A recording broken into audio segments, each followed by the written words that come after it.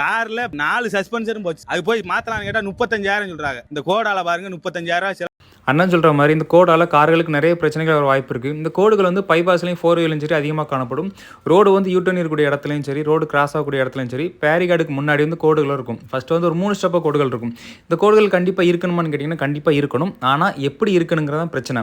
இந்த கோடுகள் பார்த்திங்க அப்படின்னா குறிப்பிட்ட தடிமனில் மட்டும் தான் இருக்கணும். ஆனால் இப்போ போடக்கூடிய கோடுகள் பார்த்திங்க அப்படின்னா ரொம்ப அதிகமாக போடுறாங்க. திண்ணை வந்து ரொம்ப அதிகமாக இருக்குது. இதோட தடிமன் ரொம்ப அதிகமாக இருக்குது. இங்கே 4 வீலும் ஸ்பீடாக போயிட்டு இருக்கும்போது டக்குன்னு யூகிச்செலாம் பிரேக் அடிக்க முடியாது. ஏன் அப்படின்னா இதுக்கான வார்னிங் வந்து கொடுத்துருக்கணும், போர்டு வந்து வச்சிருக்கணும். நிறைய இடத்துல இந்த ரம்பிளுக்கான வார்னிங் வந்து எந்த இடத்துலையும் அதிகமாக இல்லை. ஒரு சில இடங்களில் மட்டும்தான் இருக்கிறதுல, அதிகமான இடத்துல வந்து இதுக்கான வார்னிங் இல்லை. அதனாலே நிறைய பிரச்சனைகள். ஏன் எப்படின்னா கரெக்டாக இருக்கிறது தெரியாது. நீங்கள் அவ்வளோ ஸ்பீடில் போயிட்டு இருக்கும் சடனாக பிரேக் அடிச்சிங்க அப்படின்னா பின்னாடி இருக்கக்கூடிய வண்டி வந்து நம்ம மேலே அடிக்கிற நேரம் வாய்ப்பு இருக்குது.